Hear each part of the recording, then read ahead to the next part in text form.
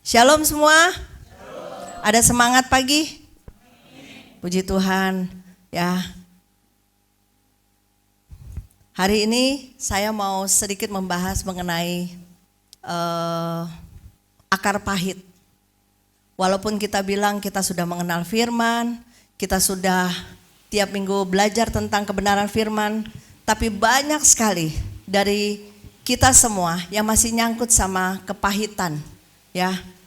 Firman boleh berjalan, ada di dalam hidup kita, setiap hari kita baca, setiap hari kita nyembah, tapi tetap kepahitan itu banyak sekali saya ketemu di lapangan yang masih hidup dalam diri seseorang.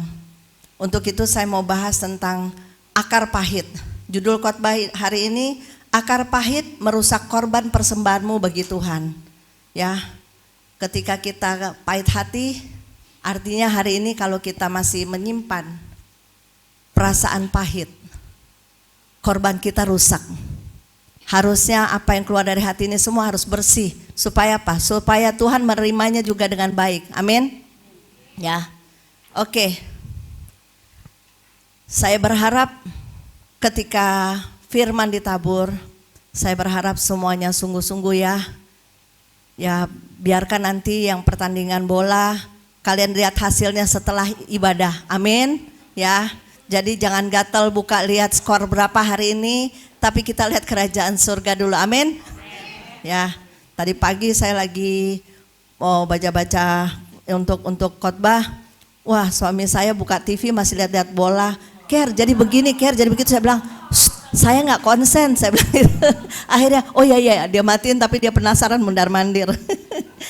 Tapi puji Tuhan ya bisa diatasin. Oke. Hari ini biarlah kalian semua yang masih penasaran doa aja, masing-masing yang punya favorit, masing-masing menang atau remis lah minimal. Oke. Banyak orang tidak menyadari bahwa mereka menyimpan pahit hati, baik dari masa lalu bahkan sampai hari ini.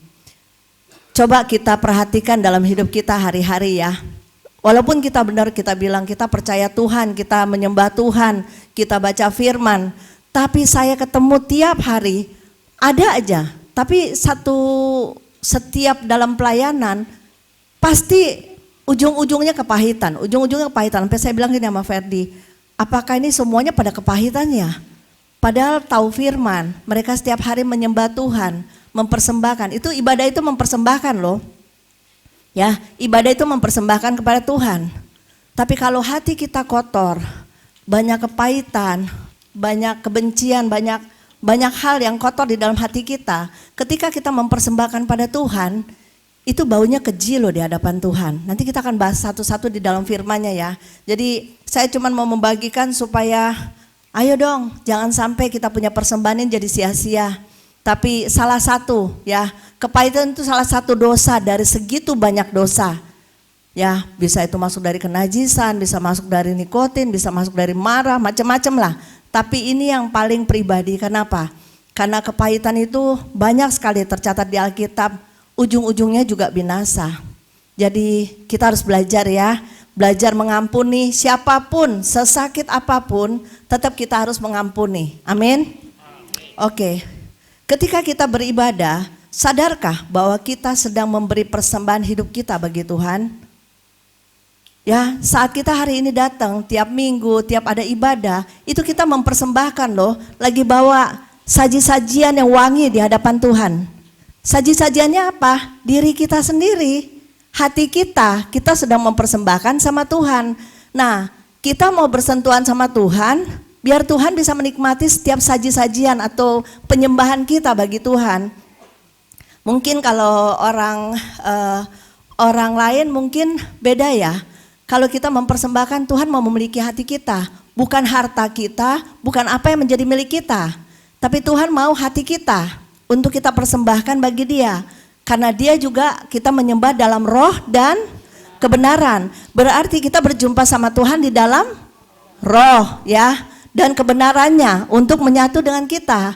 Kalau roh kita masih banyak celah, kita akan sulit berjumpa dengan Dia.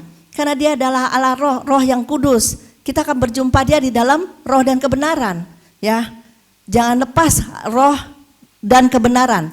Kita harus menyatu dengan kebenarannya, baru kita bisa merdeka. Dan persembahan itu jadi nikmat bagi Tuhan. Amin. Oke.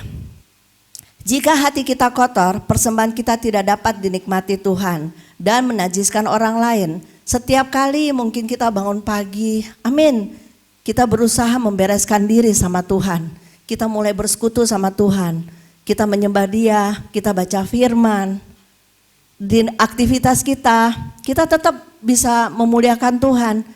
Tapi terkadang ada yang kita pikir, boleh ada pengecualian bahwa kalau kepahitan itu enggak masalah, kan cuma satu dari sekian dosa. Tapi dosa apapun juga bentuknya tetap dosa. Dan kita jadi enggak berkenan sama Tuhan. Makanya di buah roh itu juga kan ada salah satu juga ya, untuk penguasaan diri dan banyak hal di buah itu supaya tidak cacat. Makanya kita bilang mulai dari hati. Semua penyembahan itu areanya di sini nih. Ya, kita bersentuhan hati dengan Tuhan. Makanya ini yang butuh diberesin. Amin. Ya. Jadi supaya siapa yang masih terikat hari ini pulang harus merdeka. Hari ini ketika yang terikat kepahitan harus benar-benar mengampuni siapapun. Jangan cuma lip sync. Aku mengampuni tapi dendam bawa terus. Contohnya apa ya? Misalnya nih, ada kasus. Setiap kasus kalau gue udah ngampunin, giliran kesentuh sedikit dengan masa lalu, ulang lagi balik ke belakang, itu namanya belum ngampunin, itu kepahitan. Kenapa? Terus dia simpen sampah yang lama itu untuk diungkit-ungkit ulang, dan kita bawa sampah itu kemana-mana. Sampah kalau udah dibuang harusnya lepas, tidak boleh dibawa dalam hidup kita, amin? Ya, oke, coba kita mulai buka deh, di Matius 15 ayat 18 sampai 19, dibaca pelan-pelan. Silakan. Matius 15 ayat 18. Tetapi apa yang keluar dari mulut berasal dari hati dan itulah yang menajiskan orang. Stop dulu. Ya, tetapi apa yang keluar dari mulut berasal dari hati dan itu menajiskan orang. Kalau sininya bersih, itu tidak akan menajiskan tapi memuliakan Tuhan. Tapi kalau sininya kotor, kita mencemarkan orang lain. Seolah-olah kayaknya kita baik gitu, kita ngomong dia begini-gini, kayaknya kita mau bilang bahwa oh ya udah kita doain aja, tapi dia begini-gini. Biasa kan gitu kan ya, kalau orang mau sampein lukanya dia, ceritanya yang baik dulu. Kan dia begini-gini, yuk kita doain, tapi dia udah cemarin dulu orang lain. Ya, terus lanjut. Matius 15 ayat 19. Karena dari hati timbul segala pikiran jahat, ya. Pembunuhan, perjinahan, percabulan, pencurian, sumpah palsu, dan hujat. Nah, segala kejahatan itu yang menajiskan. Sekarang kita ukur di dalam hati kita. Masih ada nggak pikiran jahat sama sesama kita? Ada nggak kita simpan? Masih sesuatu yang membuat kita rasanya nggak puas gitu kalau orang itu nggak dihukum habis gitu? Masih ada nggak? Ya, pembunuhan. Pembunuhan ini salah satunya kepahitan. Masih nging, nggak apa-apa, lanjut aja.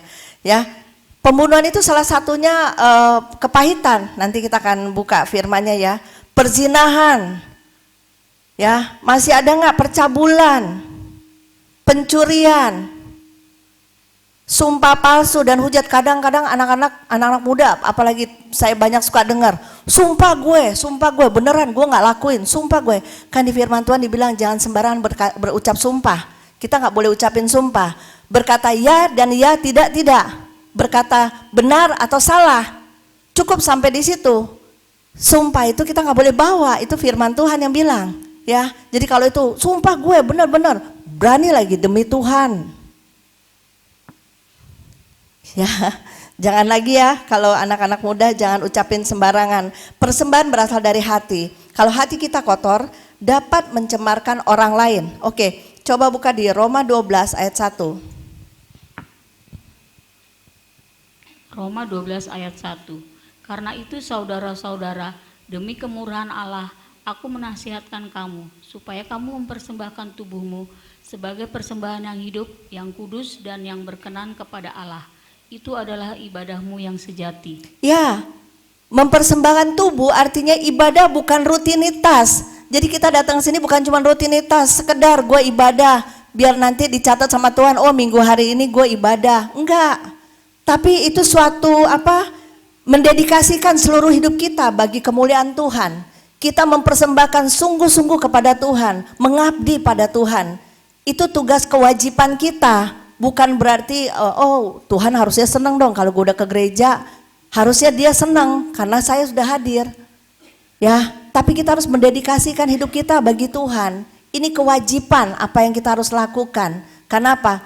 Karena kita wajib melakukan sesuatu bagi Dia. Kita ada di sini bukan sekedar Tuhan kasih, tapi kita mendedikasikan hidup kita sama Tuhan.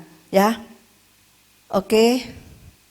Kita hidup untuk meneruskan misi Tuhan atas keselamatan jiwa yang terhilang. Betul nggak sih? Atau kita cuma iseng-iseng datang, lahir ke dunia, disekolahin, besar cari pacar, udah dapet pacar, kita menikah, punya anak. Habis punya anak, ya sekolahin anak, semua terus sampai kita mati dipanggil. Seperti nggak ada program kita cuma program apa yang menjadi kesukaan kita, bukan kesukaan Tuhan. Tapi Tuhan taruh kita di dunia, kita harus melakukan sesuatu pekerjaannya, yaitu satu misi, mencari jiwa-jiwa yang hilang, termasuk diri kita sendiri. Bagaimana kita bisa mau bawa jiwa di hadapan Tuhan kalau kita sendiri juga asal-asalan mempersembahkan bagi Tuhan. Sementara kita bicara tentang kebenaran, kita sendiri asal-asalan dan tidak bisa dinikmati. Tapi tetap Tuhan perhitungkannya upah bagi orang yang terima. Jangan sampai kita juga seperti firman Tuhan, kita sudah melayani tapi aku tidak mengenal kamu. Ya kan? Kita tetap ada tanggung jawabnya. Oke?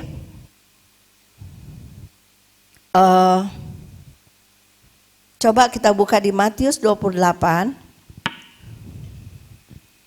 ayat 19 sampai 20. Oke, silakan dibaca. Matius 28 ayat 19. Karena itu pergilah, jadikanlah semua bangsa murid-muridku dan baptislah mereka dalam nama Bapa dan Anak dan Roh Kudus. Ya, terus 29 ayat 20. 29. Oh, sorry. 28 sampai 20. Oh, 19 sampai 20, maaf. Ini saya salah tulis di sininya. 19 sampai 20. Ya. Ayat 20. Matius 28 ayat 20.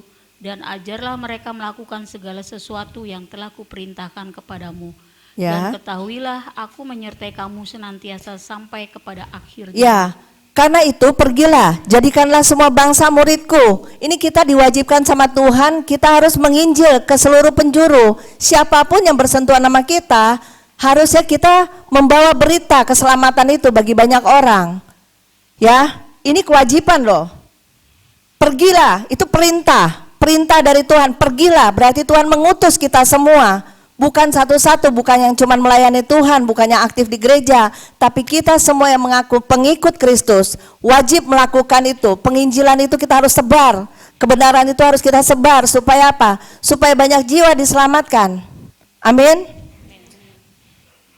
Terus di sini baptislah mereka dalam nama Bapa, Anak dan Roh Kudus. Baptis bicara pertobatan. Kalau kita sudah dibaptis tanpa ada pertobatan, habis dibaptis kan menyerahkan diri. Hidup kita, warga negara kita menjadi warga negara baru, warga negara kerajaan surga. Kalau baptis kita sudah menyerahkan diri untuk dibaptis, tapi kita punya iman masih sama-sama aja seperti dulu, kita kenal sampai hari ini masih sama, artinya kita belum hidup dalam pertobatan. Karena baptis itu penyerahan diri total untuk dirubah dan siap dibentuk sama Tuhan. Kalau sampai hari ini kita masih sama aja, kita masih sandungan, kita masih mempertanyakan kedaulatan Tuhan. Kenapa Tuhan? Banyak orang yang konseling sama saya selalu tanya, kenapa Tuhan? Kenapa Tuhan? Saya bilang Tuhan gak pernah salah, Tuhan adalah kebenaran.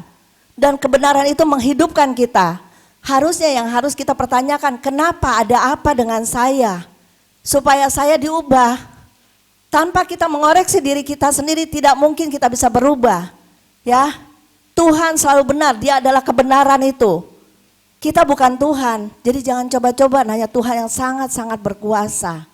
Tapi Dia terlalu baik buat kita. Dia kasih kesempatan, Dia buka tangan tiap hari, menanti kita datang untuk bertobat. Ya, itu salah satu fungsi baptisan. Dan ajarlah mereka melakukan segala sesuatu yang telah kuperintahkan kepadamu. Tuhan memerintahkan kita untuk mengajar. Walaupun sekarang saya ini membagikan firman, tapi kalian ini dipanggil sebagai pengajar-pengajar Tuhan juga di luar sana. Jangan cuma sebagai pendengar di sini, tapi kita harus mengajar. Amin. Ya, minimal. Bukannya kita kalau ditanya, saya nggak bisa, nggak ada yang nggak bisa. Kalau kita bisa untuk cari duit dengan cara apapun, masa untuk ngajar kebenaran firman Tuhan nggak bisa? Itu akal-akalan kita aja. Kenapa? Karena kita mau cari yang enak-enak aja. Kita nggak pedulikan akan keselamatan kita, keselamatan di sekitar kita. Nah, itu semua kembalinya di hati. Itu semua dapat dilakukan kalau hati ini bersih. Ya. Semua doa-doa kita akan dijawab kalau di sini bersih. Kalau di sini kotor, mustahil doa kita dijawab. Tapi tetap ada kebaikan Tuhan. Itulah makanya kita bilang, kita udah jatuh, udah bikin dosa berulang-ulang, tetap aja Tuhan buka tangan. Dia angkat kita, dia bangkitin kita lagi. Dia angkat kita, dia bangkitin lagi. Tapi kita kayak seperti berontak, maunya jatuh. Ya. Ingat saudaraku, setiap kali ada nubuatan, kita udah gak bisa main-main lagi, serius. Kita harus serius ya. Firman Tuhan ini bukan sekedar ucapan yang kayak kita, gue udah tiap hari dengar firman ini. Tapi pernah gak kita sadar, kita udah melakukan belum? Kalau kita melakukan, sebenarnya tidak akan bosan firman Tuhan. Ini gue udah dengar, tiap hari gue dengar. Betul. Ahli Taurat tiap hari dengar dan dia menyerukan. Tapi karena dia tidak punya hubungan intim, tetap aja dia menyalibkan Tuhan. Ya, ibadah bukan pengetahuan. Banyak sekali hamba-hamba Tuhan yang berbicara kalau kamu mau berdiri di mimbar, wajib sekolah Alkitab. Sekolah Alkitab yang ngajar siapa? Manusia. Betul, bukan berarti pengetahuan tidak boleh. Tapi tetap kita harus punya hubungan sama Tuhan. Kalau nggak kita semua di sini kalau nggak sekolah Alkitab nggak bisa masuk surga dong. Betul nggak sih? Ya, jadi yang intinya satu, nggak usah kusut-kusut gimana caranya kita bebenah aja. Kita bebenah hati kita, hidup yang benar, jangan jadi sandungan. Itulah program utama kita. Makanya kenapa saya bawa ini seperti kayaknya ini kok kepahitan apa urusannya? Ada urusannya semua karena kebenaran itu yang bisa memerdekakan. Termasuk kepahitan. Amin. Oke. Kita harus menjadi terang dan menjangkau jiwa yang terhilang. Baptis berbicara pertobatan. Hidup dalam pertobatan hari demi hari. Tiap hari kita harus menyadari hari ini gue bikin apa ya. Kadang-kadang orang gak sadar ketika dia hari itu dia lagi jatuh dalam dosa. Dia tidak membereskan sama Tuhan, dia rasa itu sesuatu yang benar, itu yang sah-sah aja. Tapi sebenarnya enggak. Harusnya tiap hari, tiap detik biarin aja lah. Mau dosa mau enggak. Tapi kita menyadari sebagai manusia ada kekurangan. Beresin tiap hari Tuhan. Kalau saya masih ada cacat, kalau saya masih bisa jatuh dalam dosa. Atau saya lakukan sesuatu yang tidak baik sepanjang hari ini. Saya minta ampun. Ya, Kemarin jujur, hari Jumat kalau nggak salah ya, saking kecapean, tidur udah malam sekali, nggak bisa tidur. Pagi-pagi itu saya seperti kusut, aduh rasanya hati ini kayak bergelora, tahu nggak apa? Kagak doa pagi enggak, kelewatan saya bilang entar lagi. Sampai benar waktu buka baca firman, tidur sebentar, bangun sebentar, semua sebentar. Akhirnya hari-hari saya kayak ngacak gitu, kayak berantakan semua. Tapi saya nggak bisa bilang sama suami saya, akhirnya saya ngarep pas suami lagi ke pasar, istri mulai berdoa. Suami saya luar biasa loh, apa aja dia bisa bikin ya. Makanya saya bilang, saya ngucap syukur loh, punya suami luar biasa seperti Pak Ferdi. Apa aja dia bisa bikin. Puji Tuhan ya. Sampai akhirnya ketika dia pergi, saya rasa malu sama diri saya karena saya pancing-pancing kan, kamu tadi bangun jam berapa? pagi care. Saya bilang, ya iyalah, gue udah siang pakai nggak berdoa, pakai bingung mau bikin apa, kayaknya rasanya kusut hari itu. Ya, sampai akhirnya waktu suami lagi pergi, saya langsung bilang, aduh Tuhan, saya malu banget sebenarnya mau datang sama Tuhan, malu. Kenapa? Otak saya udah banyak sekali yang saya mau kerjakan, tapi rasa malunya itu luar biasa. Kenapa? Saya nggak bangun hubungan sama sekali sama Tuhan hari itu. Rasa kayak hilangnya banyak hal yang hilang. Tapi saya bilang gini, kalau daripada saya nggak berdoa makin jauh, lebih baik walaupun saya tahu saya salah, tapi saya berusaha, saya mencari lagi, saya beresin sama Tuhan. Sampai saya bilang, malu gue sama suami gue, udah doa pagi hari dia udah ke pasar, pulang dia masih bantu-bantu beres, menyiapkan makan buat istri lagi, keterlaluan kan harusnya istri ya. Karena apa? Karena saya masih dalam ruangan, masih berdoa. Tapi banyak hal yang, makanya saya bilang, seorang imam juga harus bisa jadi contoh dong, atau seorang istri. Kayak saya lagi lengah, harusnya pasangannya juga bisa jadi berkat. Ya, gak usah selalu harus ibu rumah tangga, tapi siapapun yang duluan bisa melakukan, lakukanlah. Ya, biar kita bisa jadi berkat bagi orang lain. Saya pun terberkati sebenarnya, bahkan saya tertegur banget. Amin. Jadi kalau mau punya suami kayak gitu luar biasa.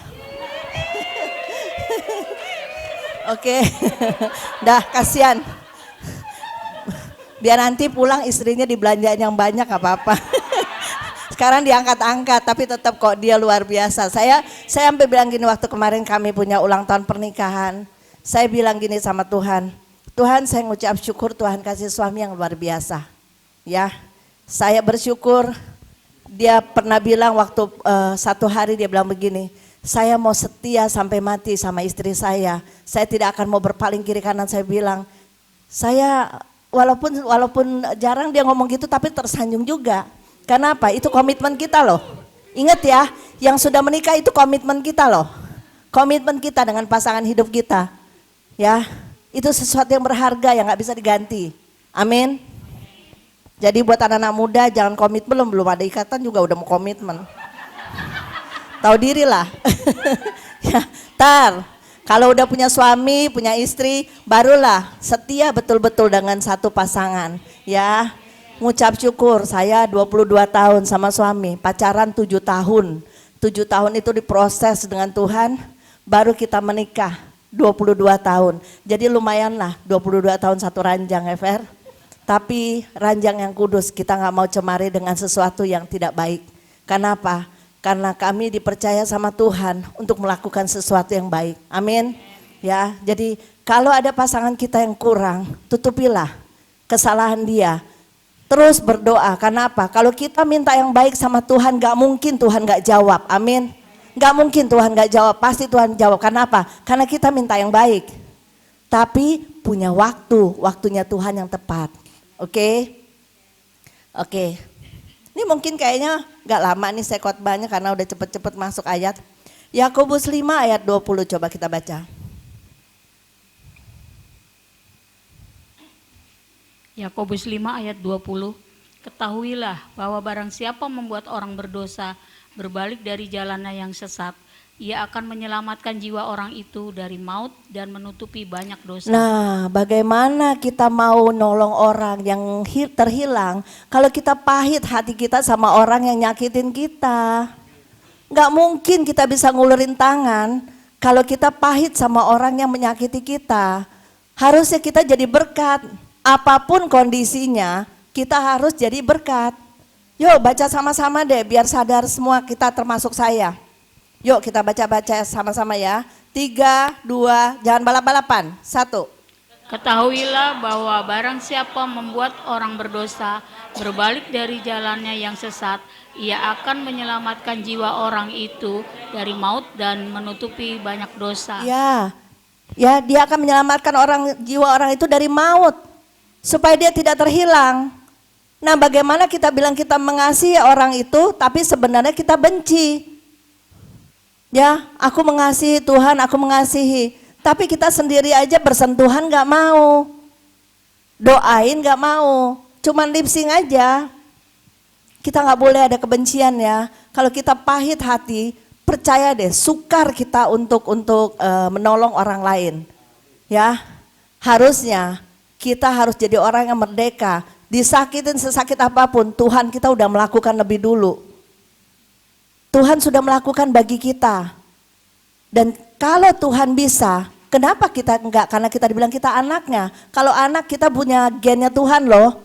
Kita punya darah yang mengalir. Tuhan sanggup mengampuni orang yang nyakitin dia. Kita pun sanggup. Itulah panggilan kita, kehidupan kita.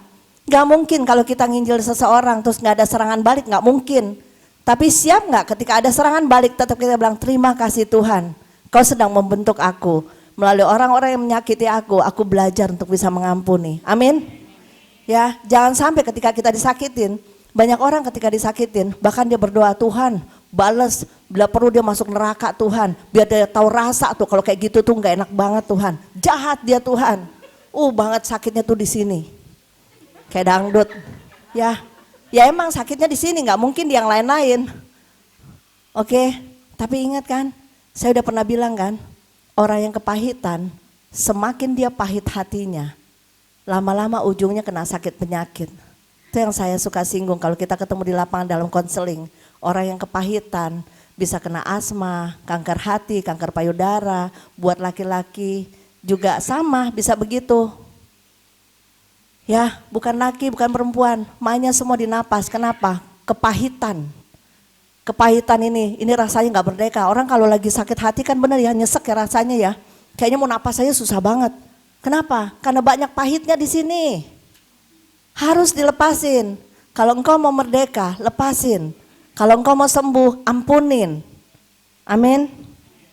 Supaya persembahanmu bisa dinikmati Tuhan. Dari tadi kita mulai ya. Coba kita introspeksi, kita punya diri sendiri. Ketika kita lagi nyembah, ini kita lagi bawa saji-sajian buat Tuhan loh. Dan dia mau menikmati, ini kita lagi taruh di kaki Tuhan. Supaya dia merasakan dupa yang harum itu. Tapi kalau kita saji-sajiannya, keluarnya dari hati kita ada yang kotor. Kita belum mengampuni, kira-kira Tuhan bisa menikmati gak saji-sajian itu? Ya gak bisa. Betul gak sih? Makanya dibilang kan tangan yang berdarah, kalau di perjamuan ya, tangan yang berdarah jangan angkat perjamuan, beresin dulu. Beresin dulu sama Tuhan. Amin. Oleh sebab itu, orang yang pahit hati, korban persembahannya menjadi kekejian di mata Tuhan. Betul gak sih? Ini firman Tuhan loh yang bilang, coba Amsal 15 ayat 8.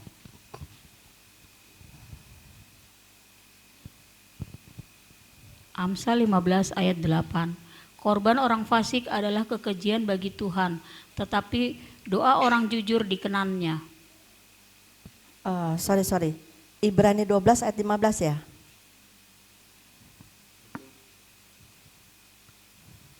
Apa saya yang salah? Coba dibaca. Ibrani 12 ayat 15. Ya. Jagalah supaya jangan ada seorang pun menjauhkan diri dari kasih karunia Allah. Kita nggak boleh menjauhkan diri dari kasih karunia Allah. Amin. Amin. Ya, kalau kita menjauhkan diri dari kasih karunia Allah, kita nggak akan bisa survive. Terus? Agar jangan tumbuh akar yang pahit yang menimbulkan kerusuhan dan yang mencemarkan banyak orang. Orang kalau punya akar pahit, rusuh. Pasti rusuh. Ada aja yang salah. Ngelihat orang ini salah, orang lihat itu orang salah. Kenapa? Pahitnya banyak. Semua dinilainya salah. Semua dinilai melalui otak pikiran dia. Itu orang kepahitan. Jadi kalau sampai salah dia begini, dia begitu, begini begitu. Itu orang pahit hati, banyak pahitnya. Pasti, percaya deh. Percaya 100%. Ini kan firman Tuhan yang bilang, masa Tuhan salah, dia yang ciptain kita kok. Ya. Apa ini salah perkataannya? Jagalah supaya jangan ada seorang pun menjauh dari diri dari kasih karunia Allah. Kalau kita menjauh dari kasih karunia Allah, kita nggak teratur hidupnya. Kita nggak tahu mana yang baik mana yang enggak. Kita suka-suka, kita bikin dosa. Agar jangan tumbuh akar yang pahit. Orang yang menjauh dari Tuhan mudah banget tersinggung. Orang yang gampang tersinggung itu akar pahitnya luar biasa. Ya. Jangan bilang gue cuma tersinggung gini, hal kecil bisa kok. Lihat ada orang yang cuma tersinggung tapi berkepanjangan loh. Dia gak mau negur, dia gak mau begini, dia gak mau begitu. Kenapa? Akar pahitnya mulai hidup. Padahal singgungnya baru 1 kali. Dendamnya sepanjang hari, bahkan besok hari, minggu depan, tahun depan, berikut tahunnya, sampai Natal berapa kali, masih juga dibawa. Betul gak sih? Ya, ini kan dibilang, agar jangan tumbuh akar pahit yang menimbulkan kerusuhan. Tuhan tahu kalau orang punya akar pahit pasti bikin kerusuhan, bikin perpecahan, bikin keributan. Betul nggak? Mencemarkan banyak orang. Menjauh dari kasih karunia Allah artinya tidak memiliki hubungan intim dengan Tuhan. Dampaknya mudah sekali terpancing atau jatuh dalam dosa. Kerusuhan karena benci menimbulkan keributan, perpecahan. Orang yang pahit pasti dia bawa perpecahan, percaya deh. Percaya gimana? Fair. Si Ian tuh begitu loh mulutnya. Walaupun memang dia begitu, misalnya tolak dalam nama Yesus ya, dia cerewet memang. Tiap hari anti. Ya, tapi istilahnya gini loh. Kalau Ferdi tahu saya lagi luka nih sama Ian misalnya, Ferdi harusnya ingetin saya, Ker jangan gitu, ampunin. Ya, kadang sayanya lagi salah, lawan saya harusnya bisa ngingetin juga, jangan menikmati. Oh gitu ya si Ian ya. Terus gimana? Bu Yeti masa begitu? 2 udah dapat. Bu Yeti ngomong lagi sama media. Media lo tahu nggak si Ian kayak begitu? 3, 4, 5. Sadar nggak? Siapa yang buka jalur pertama itu seperti kanker yang menjalar. Kalau saya kepahitan sama Ian, dosa saya tanggung. Kenapa? Saya membuka pintunya itu. Hati-hati loh. Jangan sampai kita yang jadi bermasalah. Kita lagi cemarin berapa banyak orang nih. Kita mulai cerita kekurangan dia. Dia begini, dia begitu. Intinya cuma satu, kita minta pembelaan. Itu yang dibenci Allah, betul nggak? Ketika kita minta, siap ayatnya di mana? Tolong bisa cari, ayo. Saya jujur lupa, tolong cari ayatnya. Itu yang dibenci oleh Tuhan ketika kita minta membenarkan diri di hadapan manusia. Siapa yang cepat, dia dapat hadiah. Ayo oke, coba deh. Matius berapa? Ayat? Masih belum. Ayo ada yang tepat dapat ayatnya. Ini kan sekalian ya, kita sekalian belajar, sekalian buka firman. Saya tahu ayatnya, saya nggak tahu tempatnya. Tapi baiknya siapa yang bisa dapat duluan? Ada? Ya, Oeng. Baca deh, Lukas 16 ayat 15. Oeng baca Oeng.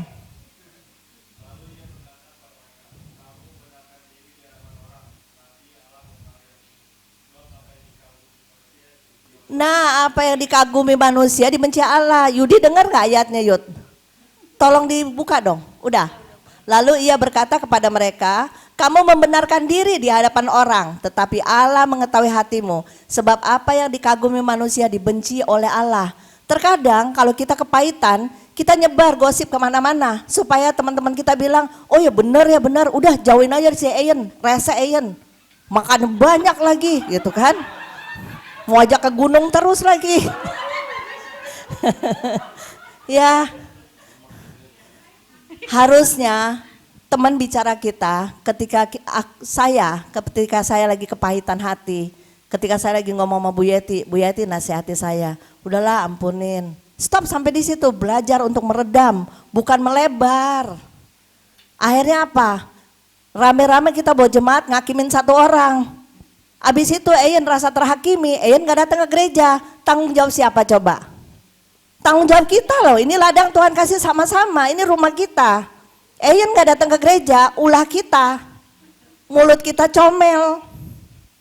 Ya, jadi harusnya kita doain supaya Ian jangan sampai gak ke gereja lagi, amin. Ya, oke.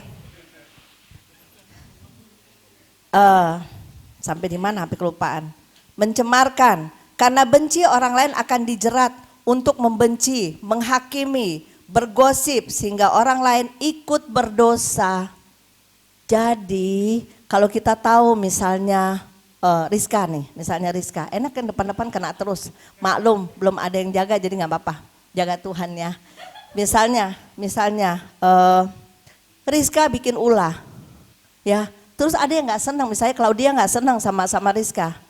Coba belajar doain, ya gak usahlah kita ngomong-ngomong kemana-mana, ngomong aja sama diri sendiri, kita doain cukup, itu PR kita, itulah penginjilan yang hidup, bukan nyebarin kemana-mana. Amin. Oke. Tapi kalau orang gosip biasanya jebakannya manis sekali. Rizka kan begini gini. Lo tahu nggak? Tapi kita mesti doain loh. Ayo ya kita doain ya. Tapi sebenarnya kita lagi ngomong, ntar kita ngomong lagi sama orang lain. Padahal kita gosip tapi tutupnya doa. Tapi sebenarnya supaya orang lain tahu bahwa Rizka tuh begitu Rizka. Betul nggak sih? Punya pengalaman? Sama dong. Ya, saya juga ditegur Tuhan. Bukan berarti saya juga nggak ngelewatin, saya ngelewatin. Ya, tapi itu sesuatu yang salah. Dan hari ini Tuhan juga menegur saya, menegur kita semua. Amin. Amsal 10 ayat 12. Ini kan terus firman Tuhan ngomongin, kalau kita pahit hati, pasti semuanya negatif hasilnya. Coba dibaca deh. Amsal 10 ayat 12. Kebencian menimbulkan pertengkaran, tetapi kasih menutupi segala pelanggaran. Ya, namanya kebencian itu gimana sih? Luka yang terbuka itu meledak-ledak terus.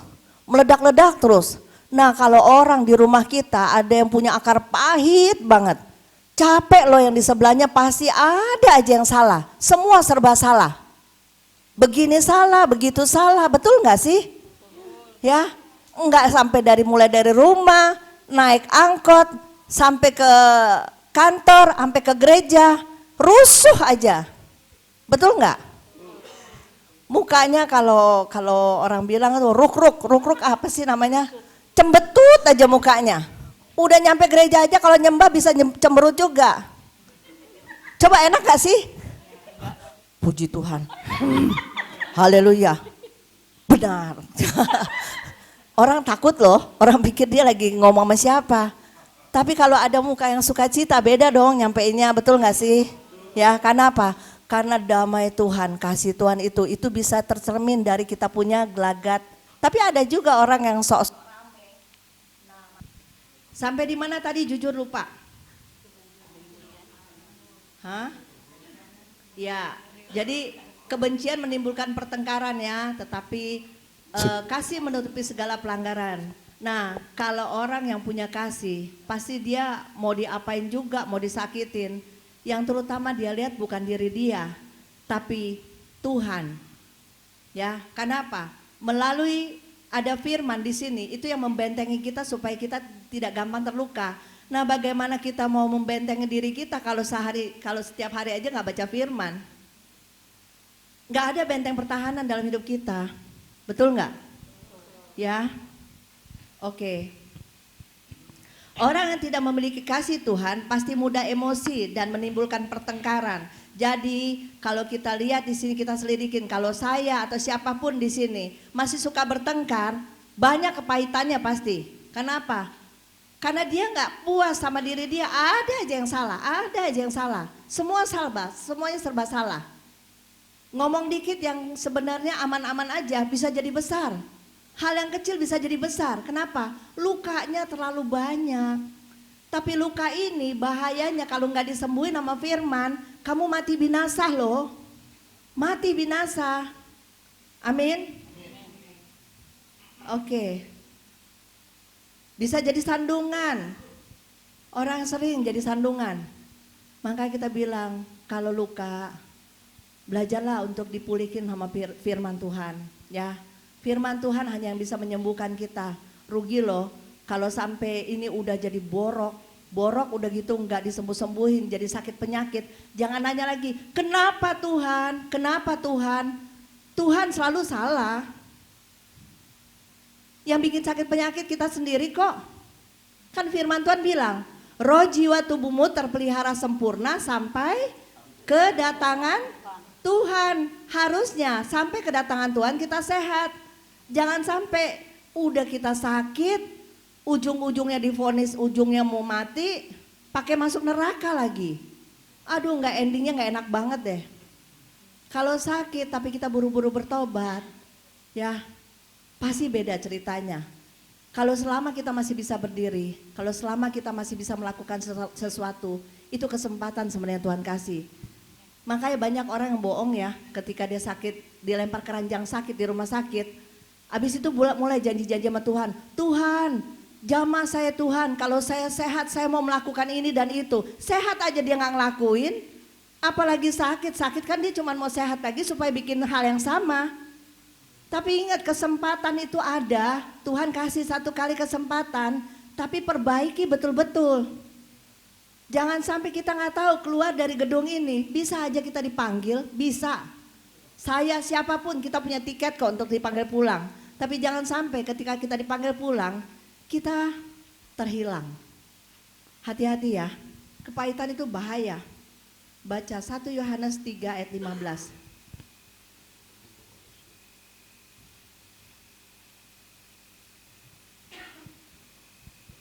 1 Yohanes 3 ayat 16. Demikianlah kita diketahui.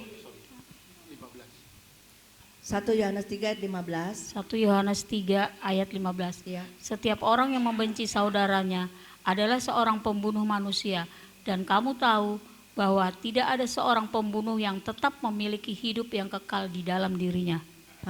Saya tegasin lagi ya. Setiap orang yang benci saudaranya adalah seorang pembunuh manusia. Ingat, ketika kita benci seseorang, kita lagi matiin rohani dia. Sekalipun dia jahat, dia rugiin kita, apapun yang dia lakukan bagi kita, tapi ketika kita respon yang salah, kita yang jadi pembunuh manusia itu. Kita bunuh orang-orang yang lagi terhilang. Harusnya kita doain, kita tarik dia.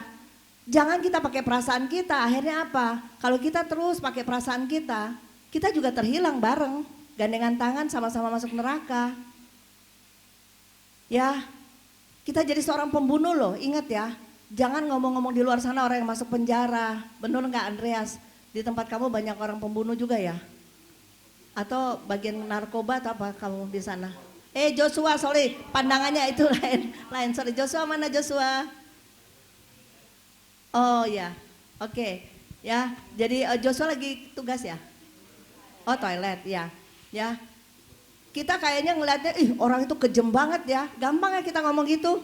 Kejem banget tuh orang, bunuh sesama. Sadar nggak itu yang kelihatan loh. Yang nggak kelihatan sebenarnya yang lebih berbahaya.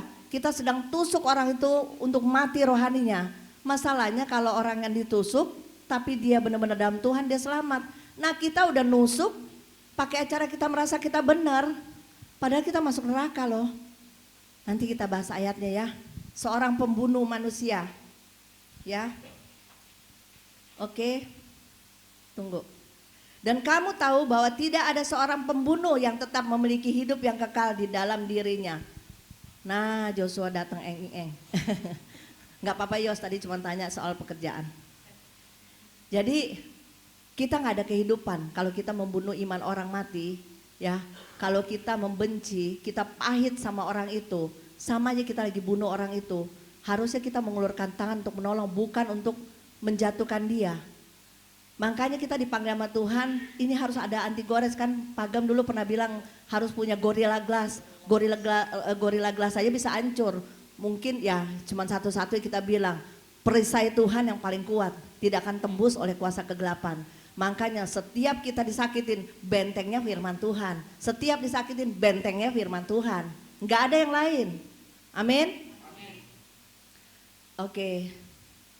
Mengaku mengasihi Allah tetapi membenci sesama, kita sedang melakukan, kita tidak memiliki hidup yang kekal. Ya, kita membunuh iman orang. Coba 1 Yohanes 4 ayat 20. Ini semua tentang akar pahit ya, hati-hati. 1 Yohanes 4 ayat 20. Jikalau seorang berkata, aku mengasihi Allah dan ia membenci saudaranya, maka ia adalah pendusta. Karena barang siapa tidak mengasihi saudaranya yang dilihatnya, tidak mungkin mengasihi Allah yang tidak dilihatnya. Ya, sering gak kita bilang Tuhan, aku mengasihimu Tuhan. Aku mencintai Engkau Tuhan saat kita menyembah. Tapi sadar gak, Allah tidak terlihat. Bagaimana kita bisa bilang kalau kita mengasihi Allah yang tidak terlihat, sementara orang yang terlihat kita benci. Ya, misalnya saya benci nih sama Rita nih. Tapi di dalam Rita ada Yesus. Ya, di dalam Rita ada Yesus. Saya nggak bisa bilang di dalam Ritanya aja saya bilang I love you Lord.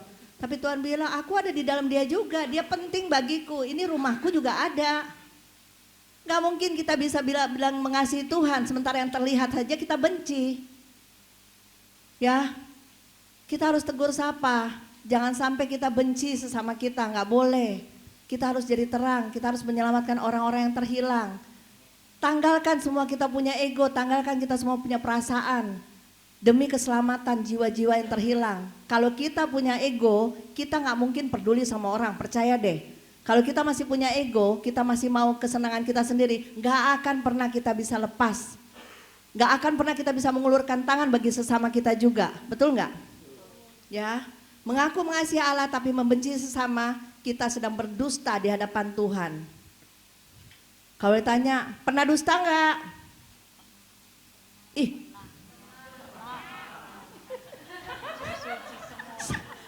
Saya pernah dusta enggak? Nah gitu, saya juga pernah sama. Kita sama-sama jujur lah, biar kita hari ini beresin, maksudnya begitu ya. Berdusta itu banyak, salah satunya juga kita bilang kita mengasihi Allah, tapi kita membenci sesama, kita berdosa di hadapan Tuhan. Jangan ada dusta di antara kita, amin. Iya. Kalau orang pacaran aja nuntut, lu jangan dusta sama gue lo, duit lu simpan di mana? Dompet bolong-bolong, belok kanan, belok kiri, nggak ketemu duitnya. Ya. Kalau cowok aja dompetnya ada selipan banyak banget, makanya dia banyak susah dilacak, tapi suami saya enggak, terbuka. Pokoknya suami saya itu luar biasa. Karena kalau dibuka atau nggak buka, tetap isinya nggak ada. Ada tapi di ATM, tapi uang Tuhan. Amin. Oh jangan amin dong. Nanti kita nggak makan berdua. Oke. Ya, jadi jangan kita berdusta di hadapan Tuhan ya. Karena kalau kita tulus bilang mengasihi Tuhan, kita juga harus mengasihi sesama. Itu sangat-sangat penting dalam hidup kita. Ya, kalau di ruangan ini aja kita masih gandengan tangan, kalau kita masih ada kepahitan satu sama lain, kita masih menyimpan dendam, apalagi sama keluarga kita, terhadap orang tua kita, terhadap anak kita, Yerusalem kita. Kalau kita masih ada kepahitan, hati-hati. Hati-hati, kita sendiri yang terhilang. Bukan cuman anak atau suami atau istri yang terhilang, tapi kita sendiri terhilang. Kenapa? Kepahitan itu nggak boleh ada di dalam kita. Ya, akar pahit itu harus dicabut. Nama juga akar kalau dia udah berakar, ya udah tahu pahit. Itu semua buahnya pahit, bisa dinikmatin nggak sama Tuhan? Sadar nggak kita lagi mempersembahkan buah roh yang baik, betul nggak? Nah kalau ada akar pahit, kira-kira buahnya hasilnya manis atau pahit? Nama juga akar pahit. Jadi hati-hati ya, mempersembahkan sama Tuhan. Akarnya juga harus baik yang dari Tuhan. Amin. Oke. Coba perhatikan, orang yang benci terhadap sesama pasti masuk neraka. Coba kita lihat di Amsal. Oke, itu juga termasuk ada di Amsal 15 ayat 8, tadi kita udah baca ya. Itu orang-orang fasik ketika dia juga mempersembahkan bagi Tuhan. Itu juga salah satu dia,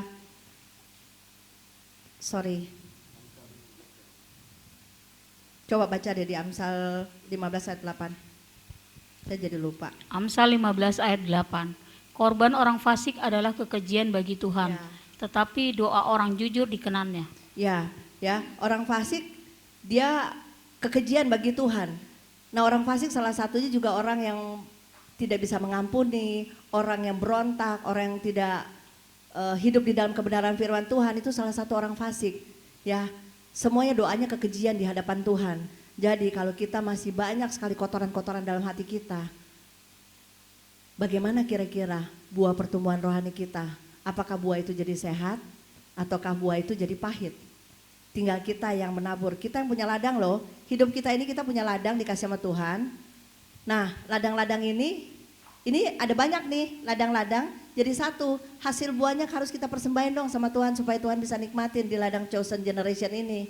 Ya, kalau Bu Maya punya buah yang baik, Intan punya buah yang baik, Michael punya buah yang baik, semua punya buah yang baik di sini, kita jadiin satu, kita jadi berkat buat ladang-ladang yang lain, bisa menikmati. Nah, kalau di sini misalnya ada yang busuk buahnya, yang baik-baik itu tolong tanamin di teman-teman yang buahnya busuk supaya ganti yang baru supaya sehat rohaninya. Supaya dia juga bisa mempersembahkan buah-buah yang baik juga buat keluarganya, buat lingkungannya. Amin. Itu yang tadi saya bilang, kalau benci sama Ian nggak ke gereja, tanggung jawab kita. Karena kita dikasih ladang di sini. Apapun bentuknya, tetap kita harus mendoakan. Amin. Ya, juga tadi ada di 1 Yohanes 3 ayat 15 itu bicara membunuh ya, pembunuh. 1 Yohanes 4 ayat 20 berkata dusta. Nah, semuanya tempat ini di Wahyu 21 ayat 8. Coba dibaca. Wahyu 21 ayat 8. Tetapi orang-orang penakut, orang-orang yang tidak percaya, orang-orang keji, orang-orang pembunuh, orang-orang kan sundal. tadi ada ya, pelan-pelan Bu Yati ya. Pembunuh di sini ada ya, kepahitan, terus orang-orang sundal. Orang-orang sundal, tukang-tukang sihir, penyembah-penyembah berhala, dan semua pendusta. Dan semua pendusta. Tempatnya di mana? Lanjut, mereka? Mereka akan mendapat bagian mereka di dalam lautan yang menyala-nyala oleh api dan belerang. Inilah kematian yang kedua. Inilah kematian yang kedua kalinya. Ini saya sering loh ngomong di mimbar. Kematian yang pertama di mana? Kita hidup, kita melayani Tuhan, kita aktivitas, tapi rohani kita mati. Nah, ketika kita tutup mata, baru benar-benar terrealisasi, masuklah tuh jurang maut. Ya, kenapa? Karena kita sudah dicap terhilang. Makanya hidupkan semua yang mati di dalam kita melalui firman Tuhan. Kita butuh sekali. Kita butuh sekali. Semua yang dari hati, dari mulut yang kita keluarkan itu berasal dari hati. Kalau hati kita kotor, semuanya jadi kotor. Gak mungkin kita jadi berkat. Kita mau ngomong apa juga. Mau 1000 bahasa juga yang manis-manis. Tapi kalau hati kita kotor, buahnya pasti kotor. Dan akan mencemari ladang-ladang yang lain. Ya, ini semua ladang. Ini semua ladang tanggung jawab Tuhan. Ketika saya mencemari Bu Wati, saya lagi rusak ladangnya Bu Wati. Ketika saya lagi nyakitin Bu Yuli, ladangnya saya rusak punya Bu Yuli. Tapi kalau Bu Yuli punya pertahanan yang kuat, dia balik doain saya supaya ladang saya yang sehat. Saya ladangnya lagi gak sehat. Nah, inilah kita butuh komunitas untuk bergandengan tangan. Bagaimana kita bisa tolong satu sama lain kalau kita punya akar pahit?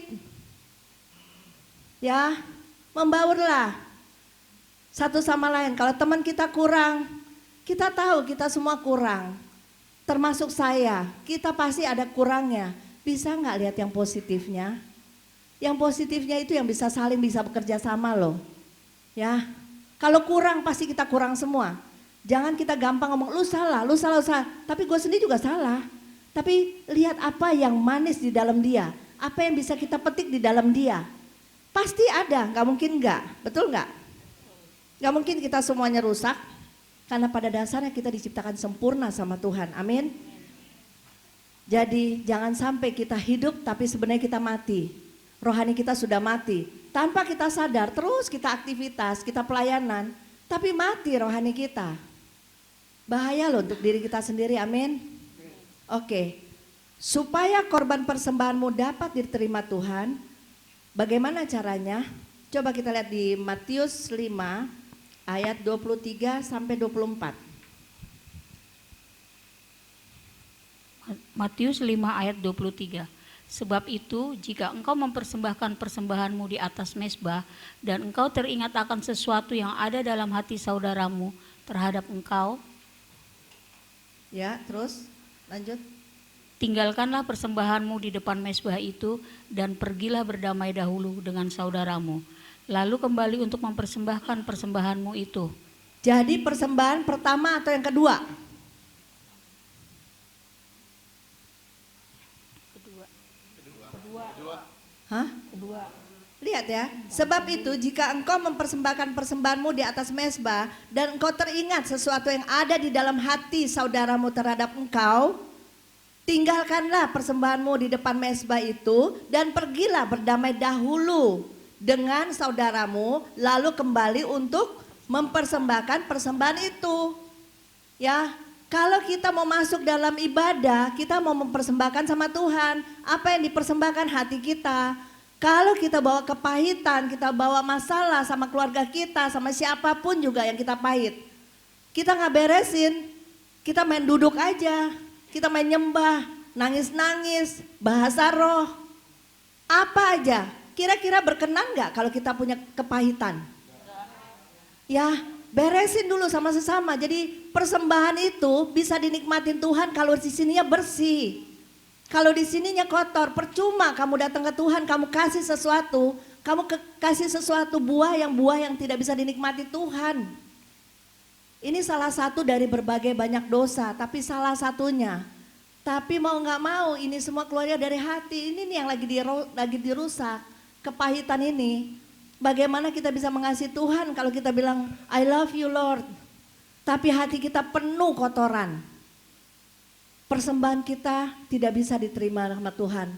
Kita kasih persembahannya rusak sama Tuhan. Ibarat gini loh, yang baiknya kita ambil, yang rusaknya kita kasih Tuhan. Yang baiknya apa? Jangan sampai gue disakitin, gue gak mau damai sama dia, enak aja dia duluan yang bikin sama gue. Ngapain gue mesti damai sama dia? Ya itu enaknya buat kita. Tapi dia lupa ketika dia lagi nikmatin dia punya keenakan, pas dipanggil sama Tuhan, kok gue masuknya dijebut yang gelap? Ada konsekuensinya. Ya teman-teman, jangan sampai setiap hari kita dengar firman di sini, gak ada rubah-rubahnya, itu aja.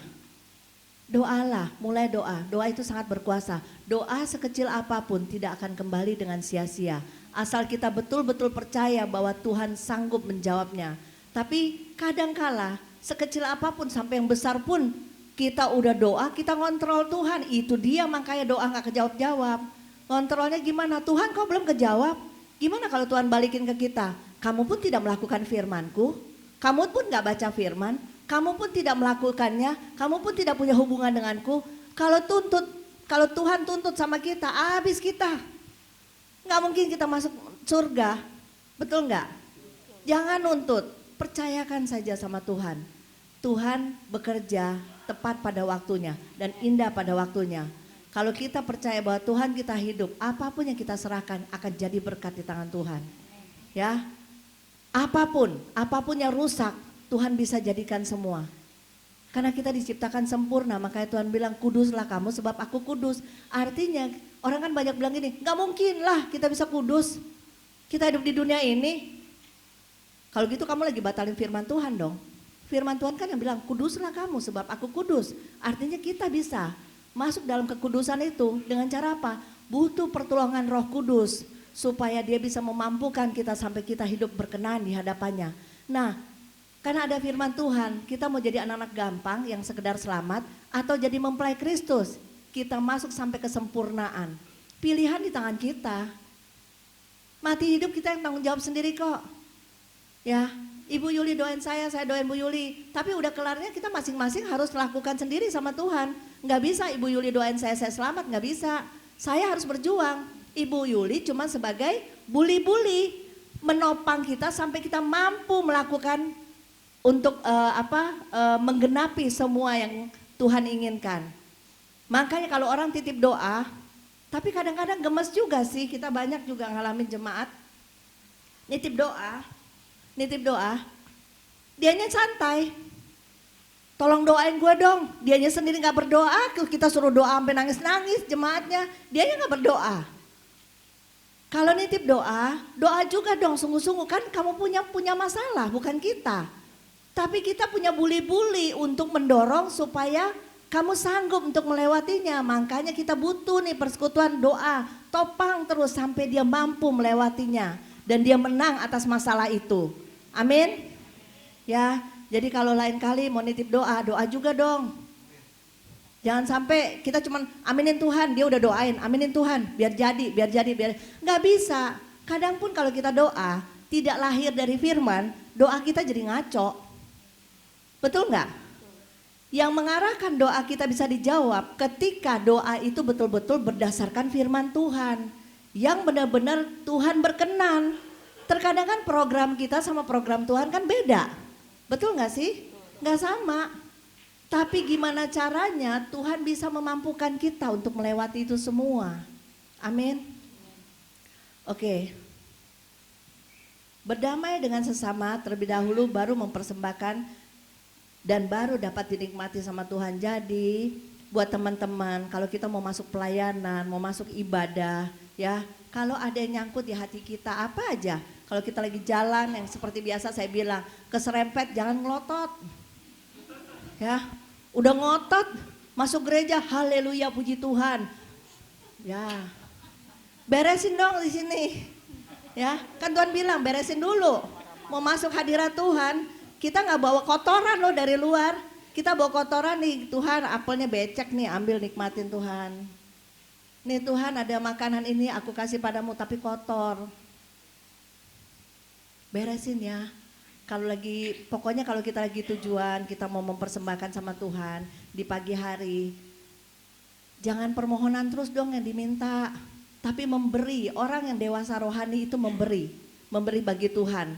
Waktu-waktu kita berikan bagi Tuhan. Makanya saya ulang-ulang bilang begini ya, kalau kita mau doa, pagi itu makanya kalau di Alkitab dibilang, ketika embun pagi turun itu antara jam 2:30, 3, di mana orang lagi terlelap, Tuhan lagi membangun, ayo bangunin fajar sama aku, sembah dia, puji dia. Jangan kita bangun, Tuhan gak bisa tidur Tuhan, mau ngomong apa ya Tuhan ya, ini beban saya Tuhan. Kita unek-unek terus yang kita keluarin.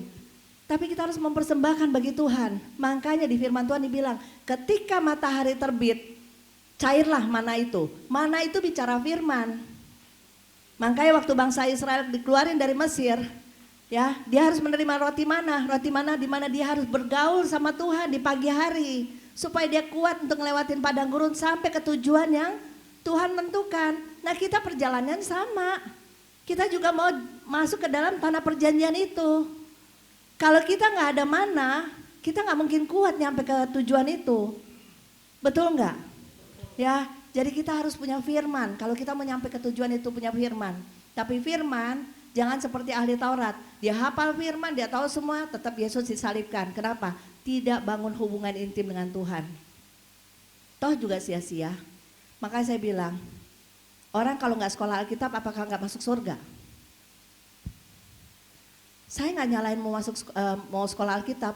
Puji Tuhan, orang-orang yang pandai-pandai itu, arkeolog semua, mereka membuktikan bahwa sungguh Yesus itu ada. Sejarahnya itu tidak bisa dihapus.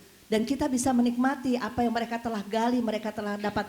Itu untuk menguatkan iman kita sebenarnya. Nah, bagian kita juga, jangan cuma dikuatin iman, tapi tidak memberikan sesuatu. Harus melakukan sesuatu. Ya, oke. Lukas 6 ayat 27 sampai 28. Lukas 6 ayat 27. Tetapi kepada kamu yang mendengarkan aku berkata, kasihanilah musuhmu, berbuatlah baik kepada orang yang membenci kamu. Ya, stop dulu di situ. Ya, kasihlah musuhmu, berbuatlah baik kepada orang yang membenci kamu. Pasti kalau orang nggak bergaul sama Tuhan sulit buat dia lakukan. Pasti nggak mungkin. Enak aja, dia yang nyakitin, dia ngerugiin gue. Masa gue mesti ngampunin dia? Suruh aja dia sujud sama gue duluan. Ya, sulit sekali. Kalau orang nggak bergaul sama Tuhan, tidak mungkin bisa dia ngampunin orang. Itu aja. Tapi kamu tahu konsekuensinya tadi, ya, api yang kekal. Terus ayat 28. Lukas 6 ayat 28. Mintalah berkat bagi orang yang mengutuk kamu. Berdoalah bagi orang yang mencaci kamu. Ya, kalau mencaci kayak tadi misalnya bawa mobil udah dimaki-maki, ya udahlah Tuhan, aku berkati dia Tuhan, tolong, mungkin kita nggak tahu dia buru-buru, mungkin ada keluarga yang sakit. Belajar positive thinking ya. Jadi mungkin dia ada masalah di jalanan atau dia keluarganya lagi gimana-gimana, kita nggak tahu persoalan orang. Tapi belajarlah walaupun enggak, tapi minimal kita aman di hadapan Tuhan. Betul nggak sih? Ya, jangan terlalu gampang kita kebakar sama emosi. Jangan terlalu gampang kita terbakar sama sesuatu hal yang tidak penting. Rugi buat kita sendiri loh. Sangat-sangat rugi. Ya, jangan membalas kejahatan dengan kejahatan. Matius 6 ayat 14 sampai 15.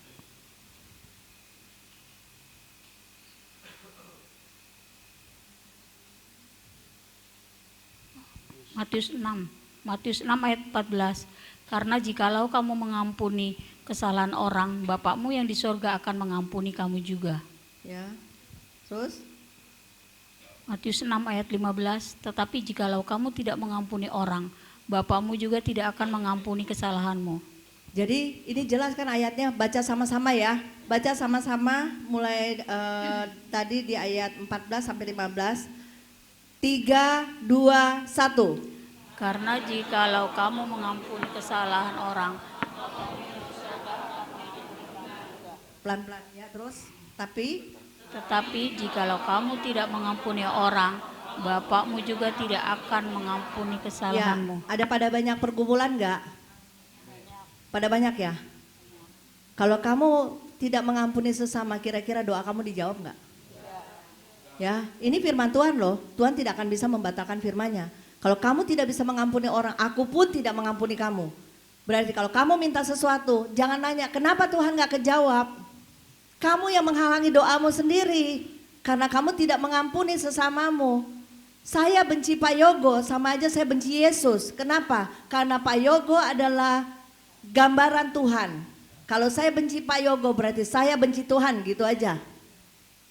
Makanya firman Tuhan sebelumnya bilang kan, kalau engkau berkata mengasihi aku yang tidak terlihat, sementara engkau berkata mengasihi ya orang yang terlihat, kita apa?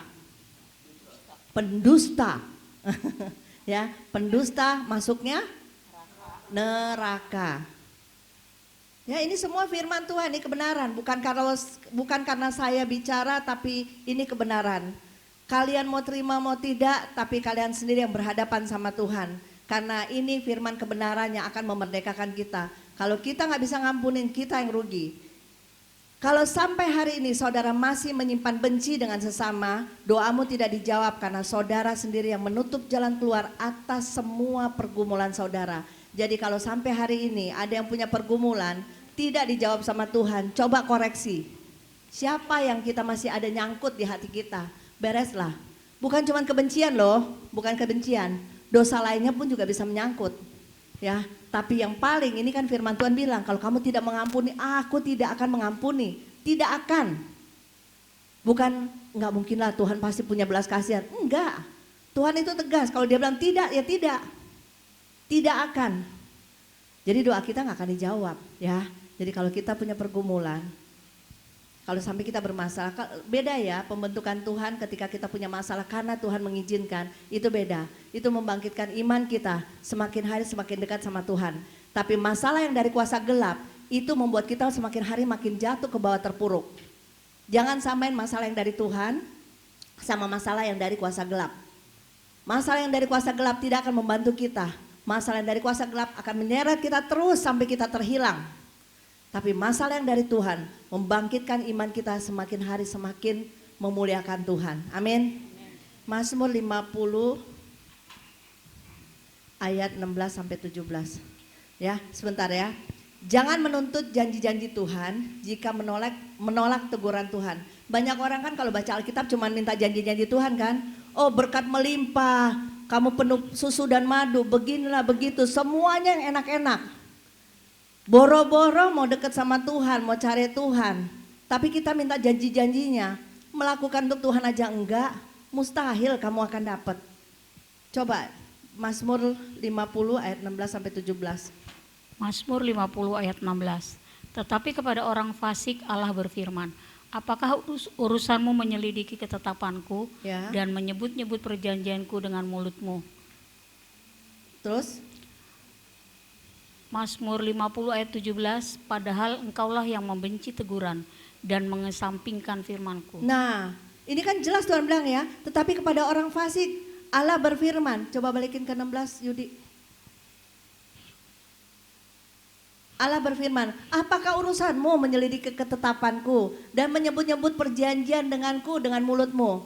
Kita nuntut-nuntut sama, oh Tuhan kan janji ini, Tuhan janji itu. Tapi coba itu jelas di 17-nya dibaca. Padahal engkaulah yang membenci teguran dan mengesampingkan Nah, firmanku. kita yang benci sama teguran Tuhan, didikan Tuhan, mengesampingkan firman Tuhan, tapi kita menuntut janji-janjinya. Jangan menghayal, hidup itu tidak menghayal, hidup itu kepastian. Ikut Tuhan, hidup itu pasti. Amin. Jadi kalau kita mau menuntut janji-janji Tuhan, kita harus lakukan apa? Matius 6 ayat 33. Ya. Matius 6 ayat 33, Tetapi carilah dahulu kerajaan Allah dan kebenarannya, maka semuanya itu akan ditambahkan kepadamu. Nah, itu dia jawabannya. Cari dahulu kerajaan Allah, segala sesuatu ditambahkan. Jangan cari duitnya Tuhan dulu. Tuhan ada loh. Baru-baru kita konseling sama orang, dia bilang gini. Pokoknya kalau gue belum dapat duit, gue nggak mau. Ini gue punya usaha nih, lagi di ujung nih. Kalau nanti sudah jebol, gue mau melayani Tuhan, janji. Sampai kapanpun gak akan jebol deh, percaya. Tuhan pakai taruhan, emang judi. Tuhan itu pasti. Kamu mau bikin mau enggak, Tuhan punya cara untuk melindungi kita. Kita yang gak ada, tapi kita justru mengalami banyak hal kelimpahan dari Tuhan. Apa yang kita gak lihat dia sudah siapkan, itulah Tuhan kita. Ya. Tapi jangan pernah kita rancang sendiri, tapi Tuhan yang merancang kita. Jangan kita punya program sendiri, tapi Tuhan punya program untuk kita. Kita boleh punya sesuatu, tapi pastiin apakah itu betul dari Tuhan. Kalau betul dari Tuhan, pasti semuanya baik. Dan semuanya akan memuliakan Tuhan. Tapi kalau yang bukan dari Tuhan, pasti bukan memuliakan Tuhan, memuliakan diri sendiri. Kita jadi sombong, kita jadi angkuh.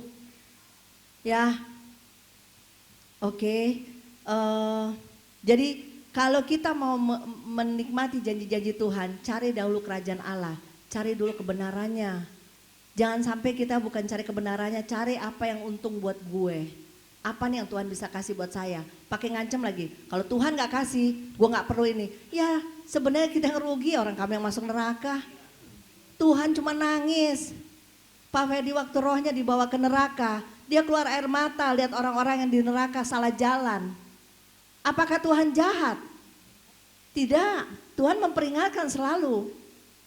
Tuhan selalu memperingatkan, tapi kalau sampai pada waktunya dia dapat tiket untuk panggilan. Nah panggilan ini ketika dia salah jalan, tiketnya jelas larinya kemana. Ingat ya, hidup ini adalah pertandingan.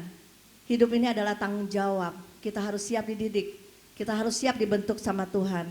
Oke, ayat terakhir coba baca di Ibrani 12 ayat 25. Ini yang terakhir ya, kita udah mau selesai. Silakan dibaca. Ibrani 12 ayat 25. Jagalah supaya kamu jangan menolak dia Ya. dan yang berfirman.